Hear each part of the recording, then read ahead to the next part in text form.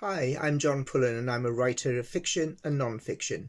Welcome to the second episode of Feeding the Curious Mind. In this one, we're going to talk about a fire in London. Now, if we try and talk about a famous fire in London, most people will say the Great Fire of London of 1666. Well, that lasted 4 days and destroyed much of the East End of London and certainly, when I say the East End of London, at that time, we're looking at from about Tower Bridge across the City of London. So this one we're going to talk about caused more damage than the 4 days of the Great Fire. In fact, it all happened in 12 hours. To talk about it, we need to go back to the Second World War and the time of what we've come to be known as the London Blitz. That was 1940 to 1941. But on the 29th of December to the 30th of December, there was a particular raid, the largest one causing the most damage. And it's believed that during that one evening, more damage was caused than the whole of the Great Fire of London.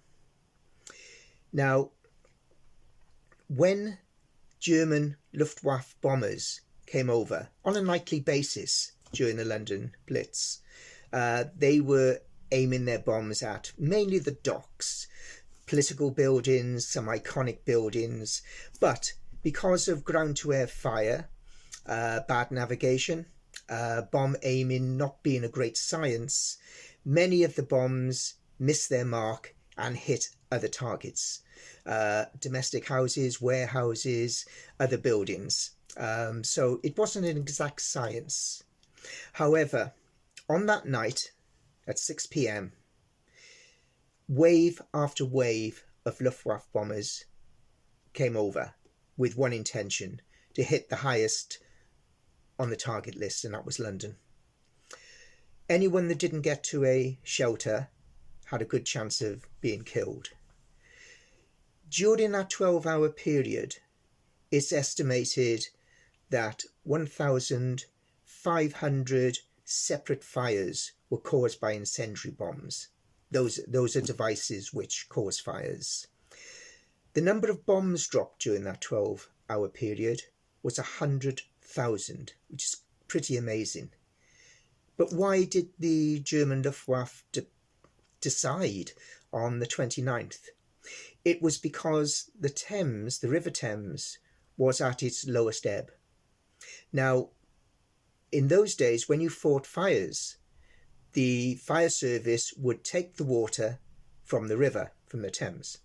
If the water level was at its lowest, they were much more ineffective. So that was the reason. They knew the damage from the fires would be much greater.